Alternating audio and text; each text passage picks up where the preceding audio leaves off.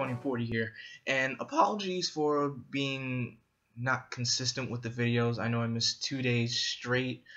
My weekend was pretty busy, but anyway, let's get back to our journey of Batman v Superman: Dawn of Justice, and today's review will be Superman 3. So, unlike this film kind of steps away from the casual from the from the success of what the first two films did.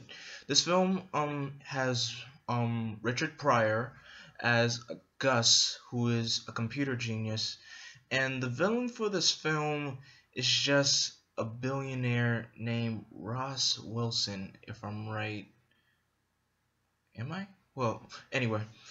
So this kind of stuff, and before we get into details and like what the film is all about and everything, the cat. Oh, and another thing, Lana Lang is the lover of this film. She's played by Annette O'Toole, who was on Martha Kent in Smallville, and let's just say this film had its downside of things. Like Gene Hackman, who played Lex Luthor, he wasn't happy with it because he was probably taken away from the film. He wanted to be the villain. I mean, nothing wrong with having Superman against Lex.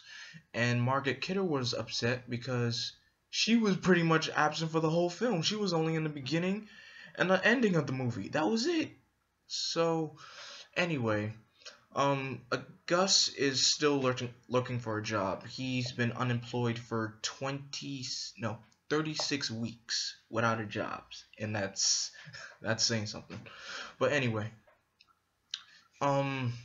he finds out that he doesn't find out. He's a computer genius that he can make like a computer do anything it tells him to, and he's working for Ross Wilson.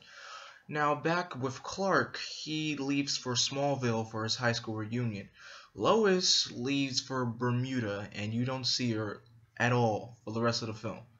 So Clark goes to Smallville to reunite with Lana, who married Brad, a guy named Brad, who was the star football player of the football team, and he's like a drinker, constantly drinking. So, and she evidently marries him, and she has a son. So even after all these years, Lana still see that Clark is still a good person, kind at heart, a very nice guy and everything. We get that, but it's just Lana, even in this movie, Lana still can't find herself. She doesn't know what she wants to do with her life, which is sad. Pardon my language. I almost, I didn't want to do that. She doesn't know what to do with herself. She has a son. She lives in Smallville, but she's living with a deadbeat father. Well, husband, if you want to say that. So Ross hires Gus to use the computer to hack into a satellite that could change the weather temperatures, and he used it in South America, and he caused a tornado, tropical storm, and of course Superman was there to save the day. And so Ross was upset with the idea that Superman stepped in. He had Gus find out how to make kryptonite, and turns out it was one unknown substance in kryptonite. He didn't even know. No one knows what the unknown substance was. So he gets a scientist, makes the kryptonite with the unknown substance, and he's just going to use it to kill Superman. So Superman's in Smallville because the city wanted to congratulate him, and they gave him the key to the city. You know, the only thing that bugs me is, what is with movies and cartoons with this whole key to the city thing? Like, what? What do you need it for? But anyway, Gus arrives disguised as his general, blessing Superman for being there for the world. He gives Superman the kryptonite, but the kryptonite does not kill him. Now, here's where the suspense comes in. Turns out the kryptonite changed his personality, changing him into two people. One good Clark and one bad Superman. And what I did love was Christopher Reeve's interpretation of being like evil and bad, like not caring about anything. And Ross had his sister and some girl who's just to flirt around with. Turns out she was posing at the top of the Statue of Liberty. The evil Superman comes up and says, I hope you don't expect me to save you, because I don't do that anymore. And she like flirts with him and has so much fun with it. He's even the evil Superman doesn't care about her. That's just that's just crazy.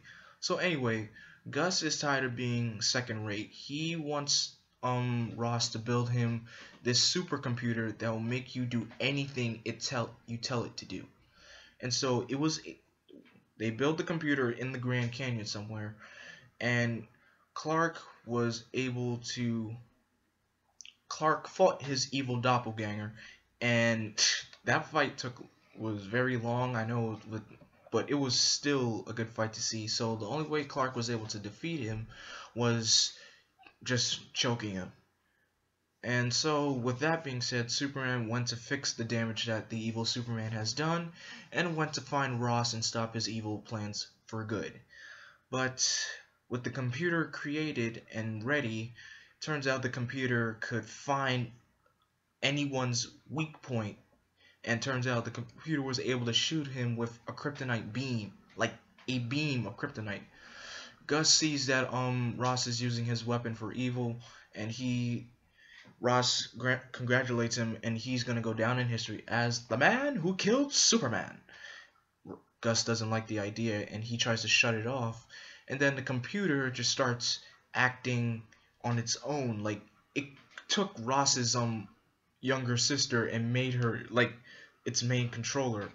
So Superman was able to use a chemical to shut it down, destroy it, and Ross and his band of merry men got sent to prison. Gus was off the hook, and so yada yada. And then Lana decides to live in Metropolis. Lois comes back from Bermuda, and she looks like a tangerine. Just looking at her, she just looks like a tangerine for being in Bermuda for all those days. Like, wow. Oh, and let me tell you the funny thing about this film. The evil Superman put the Tower of Pisa in Italy to its like straight form, and so whatchamacallit, a vendor, he sees that the statue is back to normal, and he breaks his statue fine chinas and starts making straight versions of the tower and starts selling them. And then Superman, the regular Superman, at the end decides to put the tower back to its leaning position, and he asks the janitor, "Give me the broom, please, thank you." He just breaks the fine china again. And it's but anyway, this film, it could have been better. I mean, Richard Donner wasn't there to direct it. It was Richard Listing who directed this film, and it could have been better. This film looks like it had potential, but it lacked the villain, of course, mostly the villain. And I think the film focused on Richard Pryor way too much. I know you see him on the poster with Superman carrying him, but it was focused way too much on the side character of the movie. But anyway, I give it a 3 out of 5. I mean, not a 3 out of 5, a 3.5 out of 5. That's what I give it. So, what do you guys think of Superman 3? And do you think it was good? Do you think it was bad? Do you think it was in between? Leave a comment in the comment section. And if you haven't seen my reviews on the past Superman films, I'll leave links to those reviews in the description. Until then, I am Vengeance, I am Darkness, I am Blackwing. Stay golden.